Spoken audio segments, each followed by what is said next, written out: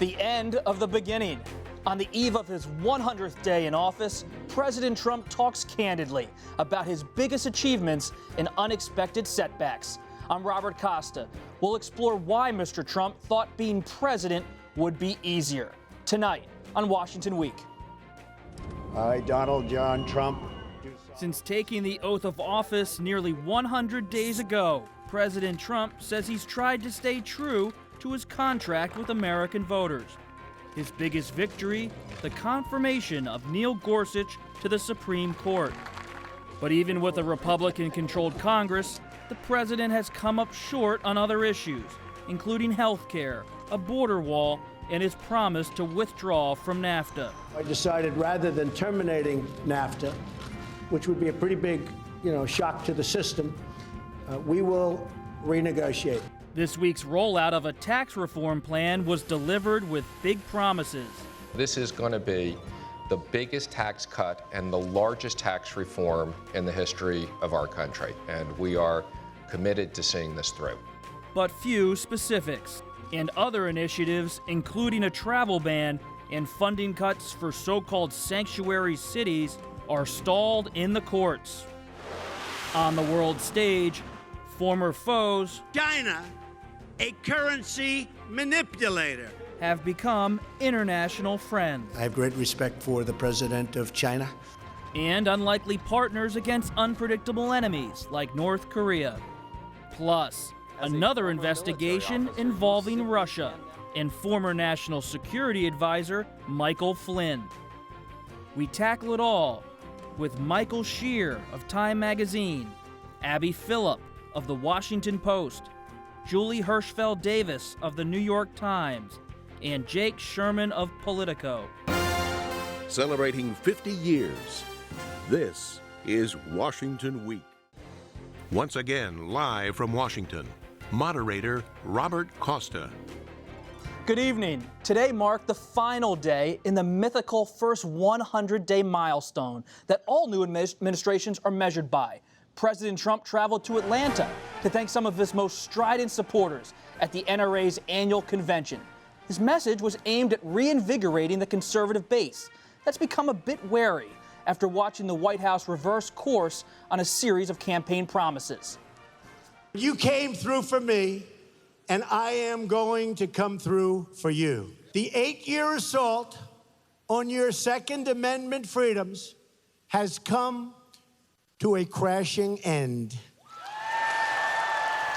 Julie, fascinating speech by the president today, defiant in tone, but he gave this revealing interview to Reuters the day before, talking about how he's grappling with power, the brutal reality of governing in the presidency. Which Trump are we seeing at the end of this first 100 days? Well, I think we're seeing a president who really is starting to recognize the limits of the powers of his office and also how much of a paradox it is. He is the most powerful person in the world by some accounts, but he has very little personal autonomy. And I think there's this sense of being kind of cloistered in and limited, not just in his movements. He talked about not being able to drive a car and being in a cocoon, but also in terms of actually being able to flip the switches that he wanted to flip and have things happen. And what we've seen in the last 100 days is that's really not happening for him. It didn't happen on health care. It's not happening on immigration.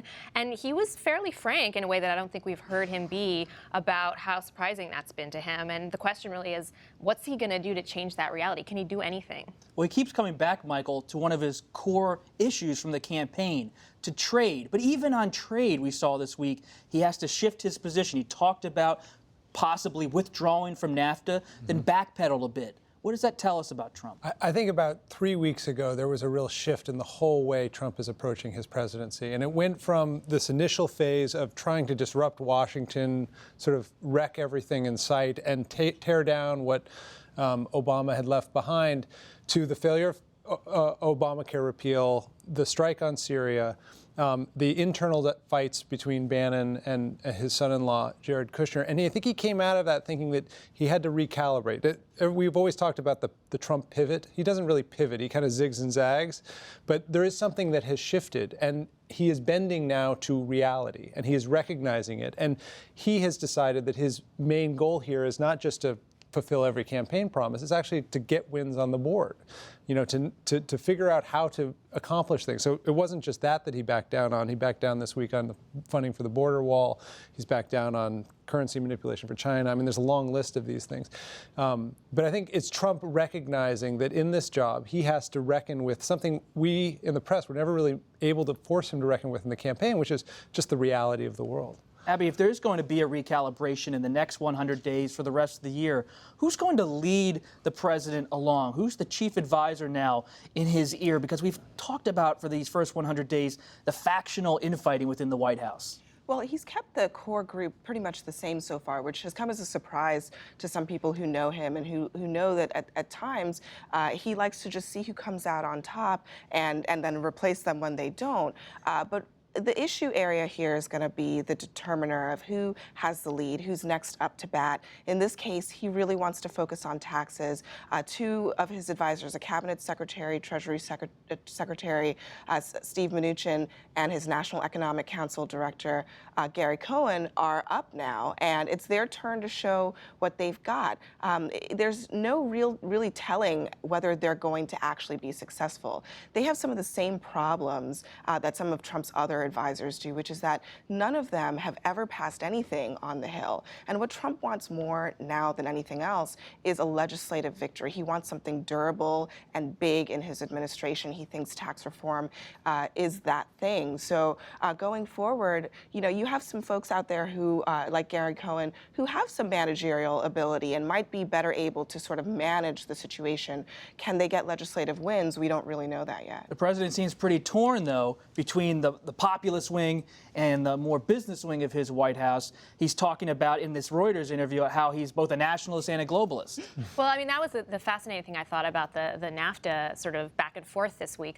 You have Steve Bannon whispering in his ear that, the anti-trade stuff is really important. The fact that trade agreements haven't been fair to American workers is a really important theme. We need to get that executive order signed and withdraw from NAFTA. And then you have Reince Priebus and Sonny Perdue, actually, the agriculture secretary, showing him a map saying, well, yes, but if you did that, this is how it would affect American farmers. This is how actually that would play out in real time. And that was sort of a real-time example of the struggle that's going on right now for him. And he really has to figure out, and I think in a way that he didn't reckon with before he took office, which of those routes he's going to take. These advisors are just advisors in the end. He is the decider. So. And with NAFTA, he basically ended up coming out where he started, which is we're going to renegotiate. And if I don't like the results, then we're going to withdraw. What a scene that is of the president looking at the map of his supporters. Then, Jake, he's going to Atlanta to talk to his base. But when you think about the conservative base, so many of my sources, you and I are at the Capitol this week together reporting, they say his failure to pass repeal of the Affordable Care Act, being stymied again and again, is not just a disappointment to the conservative base, but it's a revealing about how he's not been able to get a handle of the Republican-controlled Congress. First, he tried to negotiate and work with Speaker Ryan to pass this bill, the repeal and replace bill. That went up in flames. Now he's working with Mark Meadows, the chairman of the House Freedom Caucus. That effort has all but gone up in flames. He doesn't have anyone that's guiding him on Capitol Hill and figuring out who are the honest brokers, who are the people he should spend his time with. And I think on the health care issue specifically, he's starting to contend with the issues that you and I have covered for so long, which is this is a very deeply divided House Republican conference. And you're seeing a reality that about 10 to 15 and maybe even 20% of the House Republican conference does not think it would be politically advantageous, smart, or good strategy or good politics to repeal this law. They think it's taking away benefits. And we heard that back in 2010 when Democrats passed the law. Republicans were privately telling many of us, we're never going to be able to take this away. This is a benefit. But Jake, for Americans who are out there wondering if this repeal effort is for real or not, they look at the House still hasn't brought it up for another vote. Where is it actually going? Is there going to be a vote in the House of Representatives to repeal the Affordable Care Act? And even if it passes the House, well, does it stand any chance in the Senate? Are we talking about a political drama or a political reality? Political drama right now. I think they will bring it up in the House, and I think they are actually closer than they have been and have been in many years to passing this. I don't mean to underestimate Mitch McConnell, who's obviously the Senate Majority Leader and a legislative guru, but I don't think this stands much of a chance in the Senate. If Mitch McConnell wants it to pass, it's going to be significantly changed. And whether that can come back to the House where it would need another vote and pass the House and get the president's signature, I'm deeply, deeply skeptical of. One of the things that's going on here is it's not that Republicans are positioning themselves to figure out who they can blame for the repeal and replace not coming out. This negotiation with Meadows, if nothing else, allows the Freedom Caucus to say it's not us holding this up anymore, it's the moderates. If the House somehow finds a way to get some turkey out of, their body and goes to the Senate, then they can say, oh, it's the Senate blocking it. And if Mitch McConnell can send it back to something like a conference, then it would be back on the House. And I think we're going to see this football be passed around. And ideally, as it's passed around, they'll get closer and closer to something they can come to agreement on. But what's happening right now with Meadows doesn't seem to be any closer to what would actually pass the Senate. And it comes down to what I've picked up in all of your reporting this week, that there's a frenzy of activity at the White House, in Congress. But when it comes to actual law moving forward, it seems to be moving at a glacial pace. And that turns to the tax reform issue as well. And the president did try to jumpstart his economic agenda this week. He announced a sweeping tax reform plan.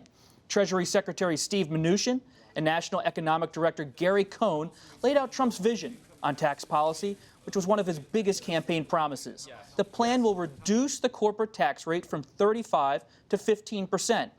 Tax relief for middle-income families would come in the form of doubling the standard deduction and create 3 basic tax rates, 10%, 25%, and 35%. Also repealing the alternative minimum tax and estate tax. Democrats called the plan wildly unrealistic, and even some Republicans are raising questions about the lack of details. Julie, I was reading your front page story today in the Times, and it just seems like the White House is trying again to say they're doing this and moving forward on taxes, but they don't have many details about the cost, about who's going to pay for it.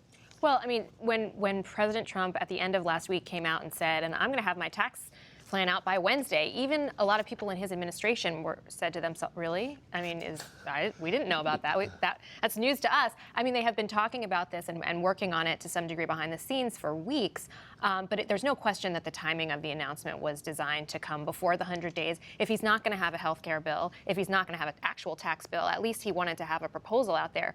But what we got on Wednesday was a sheet of paper that was essentially a wish list of cuts. It wasn't a tax reform plan. It wasn't a plan of any kind. It was basically a list of ingredients in a piece of legislation that he was endorsing. And because it didn't have any cost estimates, because it didn't have any specifics about which income levels were going to be paying which rates, it's almost impossible to say what the net result of it would be, other than that most of it's going to go to the wealthy and big and small businesses and families that have a lot of wealth that is going to be inherited. And so it may be that in the end, the way that the brackets are designed, the way that the deductions are condensed and eliminated and replaced does help the middle class, does help, folks other than big businesses and wealthy people. But what they provided was just a list of cuts for the rich, essentially, and not really a reform either. They talk about simplification and we're overhauling the system, and you heard Steve Mnuchin in the lead-in there saying, this is going to be the most significant reform in 30 years. This was not actually a reform. This is actually just a package of cuts. And when I spoke to Larry Kudlow this week, the economic advisor to the president, an informal one, he said the president just wanted to move on taxes. He wanted to be a supply-side conservative. But Abby, when you're reporting on the White House, how's the White House dealing with the fact that its base, blue-collar manufacturing areas of the country, how are they dealing with the fact that all the headlines are about tax cuts for the wealthy? Well, there are a lot of internal disputes within the White House about some of those details that Julie mentioned that are still unresolved. And one of the big disputes that happened this week in the parts that they did release was about who gets a tax cut. Do wealthy people get a tax cut? And there were definitely some people in the White House arguing not to do that because that does not jive with the president's message, the populist economic message that he had out on the campaign trail. But those people lost that fight. And the tax cuts are both for high-income earners and also for corporations. So there are quite a few unresolved things that touch on this central question of how populist is Trump's tax plan really going to end up being. So far, the plan that's out there is not very populist at all. That has some people quite worried about how this is all going to go. And you know, the White House is still trying to figure out how to get the president something that that feels really big. And I think that the tax reform plan that they put out, they've convinced him is reform, even though, as Julie says, a lot of people are looking at it and they're saying, this is really just a lot of tax cuts, and when you don't pay for it, it's going to have to sunset at some point, and that's going to look just like the Bush-era tax cuts that have to go away after 10 years. And it's not a sort of big systemic overhaul that we saw Reagan do in the 1980s. Jake, I feel like I keep coming to you for cold water from the congressional side. I have lots. The president has these ambitions on taxes, but how has Congress reacted? This is a non-starter. He might as well put out nothing. This is not going anywhere. There's nothing that looks like this that's going to ever pass Capitol Hill. So it was a nice exercise to satisfy an itchy and aggravated president. But I think the people on Capitol Hill who have been working on this for upwards of a decade say, thanks, but no thanks. This has procedural issues. It cannot get through the Senate on what we call reconciliation. It has budgetary issues, as Julie mentioned. It doesn't have any plans. Now, I do think that there is a process that's going to begin. The Ways and Means Republicans are here this weekend, the tax writing committee, and they're having a conference, a private meeting where they're going to discuss the actual plan that they're considering. We'll see. And so we'll see how this moves. Right. I think this is going to, I mean, remember, Mnuchin said they'll pass this by August. I don't think they'll pass it by August of 2018. So I think we're a long way away, and this is going to be, people should be very patient. The big picture I keep getting from every story and everything you guys are saying is on taxes, on healthcare, things are stalled. Big initiatives of this White House are stalled. But let's turn maybe to the world, because beyond the domestic agenda, the president has faced a number of global threats in his first 100 days. He launched a missile strike on an airport in Syria after the Assad regime launched a deadly chemical attack on its citizens. He dropped what they call the mother of all bombs on ISIS targets in Afghanistan. And he forged a newfound partnership with Chinese President Xi Jinping to work together to apply economic and diplomatic pressure on North Korea. Are we seeing a worldview develop, Michael, from the president in his first 100 days? I think we're seeing not an ideological big picture view like other presidents. There is no Trump doctrine that is really intelligible. But what we have seen is a shift from his campaign, which was, I can fix and change everything, to a recognition that the world is actually far more complicated than he thought, and toward following his national security team. And I think there's an enormous sigh of relief across this city over the last month or so that people now believe he's listening to the right people. Even people like John McCain and Lindsey Graham are saying, you know, we're not worried as we used to be. He's listening to very smart people. And I think he has recognized in office that there are real lives at stake here, that this isn't just rhetoric like on a campaign. It's not just something I can say to juice a rally or get a tweet going. And he's become much more cautious. And so I think what we've returned to is something closer to the consensus, the Republican and Democratic national security consensus of the last several decades. But that doesn't mean he's left a clear mark one way or the other. But his rhetoric and his statements are not always cautious. There was breaking news before the show tonight about North Korea firing another ballistic missile, the 75th of Kim Jong-un's tenure. And in North Korea, Julie, we're seeing the president in interviews saying there could be a, quote, major conflict. And the city, as much as they see maybe a more traditional Republican worldview, it's on edge with North Korea. Yeah, I think Michael's generally right that, you know, in the first few weeks of the Trump administration, folks were really on edge about what kind of foreign policy player on the world stage he was going to be, and really nervous about some of the statements he had made on the campaign trail. And that has subsided a lot in recent days. But on North Korea, he has been talking pretty tough and at a leader who is known for his own kind of incendiary, crazy statements and is easily set off. And it started a couple weeks ago when he did that interview with Fox and talked about we're sending an armada, which of course now we know we weren't actually sending the Armada at that point. I think we are now. But he also talked about the submarines and how powerful those submarines were. Well, that's sort of a veiled threat because the submarines are nuclear-tipped submarines.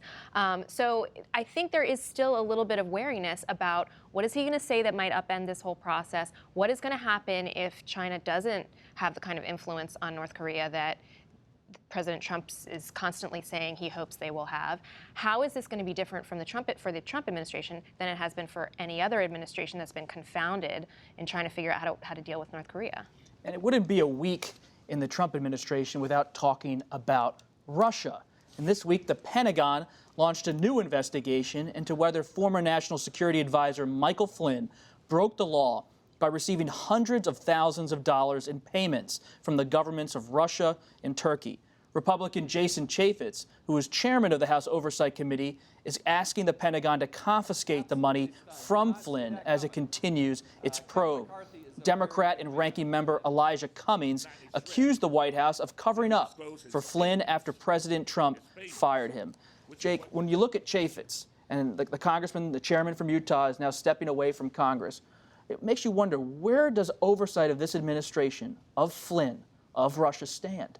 I think it's a very difficult thing when a Republican's in the White House and a Republican with a Republican-controlled House. I think you don't get the oversight. Everything has to check out, and everything goes to the top, right? Speaker Paul Ryan is going to have to approve a lot of these investigations because you're pressuring the White House for documents. And you saw that this week the White House wasn't willing to cough up some documents. And then you get into the question of, are you going to subpoena somebody, or how hard are you going to go with them? Jason Chaffetz, this might have a little pause because he's returned to Utah.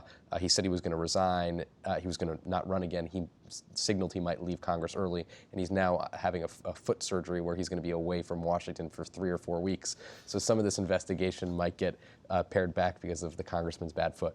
Abby, Russia remains this cloud over the White House, and in particular, General Flynn. Does the White House recognize how much this has, in some ways, hampered their ambitions for the first 100 days? I do think they recognize that this story is just like a dark cloud hanging over their heads. They can't get past it. But the problem for them is that it's unclear that they understand the depth of what is even there. It's hard for them to control a story when they don't know what they're trying to control. And that's where they are right now. There was not a lot of attention to detail, not a lot of attention to staff and to vetting during the campaign and in the transition. The Trump administration is actually blaming the Obama administration for not vetting Flynn enough? Well, the Obama administration fired Michael Flynn, and in spite of what they're saying about that, I think they're right in that the security clearance was approved under Obama, but no one forced Donald Trump to take Michael Flynn on as an advisor and then to turn around and make him his national security advisor at a time when people were already raising a lot of questions about his actions in that dinner that now is the subject of so much of this conversation. So the White House does not know the depths of where this investigation goes. It makes it impossible for them to deal with it as a result, so they are going to stonewall for as long as possible and see how far that gets them. And it may get them pretty far because, as Jake notes, it's a Republican-controlled Congress. They can kind of control the pace of how this whole thing goes. Well, one thing that has changed, though, is that the White House is no longer escalating this issue. For the first couple months, you saw the president tweeting about Obama wiretapping, which wasn't true, or even before he took office, saying that the intelligence community was making a lot of stuff up about Russia. They've just backed off that completely. And I think they've been chasing, they've lost most of those fights. Whenever they try to escalate this issue or elevate the issue with more confrontation, they lose the fight. And now they're sort of doing typical damage control. It's a much more conventional approach. And so it may help them over the coming Although it's weeks. worth noting that none of those times when they've escalated has been really strategy. It's often Trump. because the president is unable to control his urge to fight back. So it's unclear whether he will ever get that urge under control. And what is unusual about this damage control effort is that in a conventional White House, you would actually have the people who know something about this and have access to the information go back and try to recreate what actually did happen. What can we say? What is reality and what is not? That's not happening here. They just want to push this away, and it's unclear how long that's going to be able to be possible. We'll be watching. Thanks, everybody, for coming tonight, and welcome, Jake, to Washington Week. Our conversation continues online on the Washington Week Extra, where we'll tell you who President Trump signaled may be his Democratic challenger in 2020. You can find that later tonight at pbs.org/Washington Week. While you're online, check out a visual representation of all the top headlines from President Trump's first 100 days. And follow the top stories from our panelists over the next 100 days with news you need to know. That's every day at pbs.org/Washington Week. I'm Robert Costa. We'll see you next time. Welcome, Jake.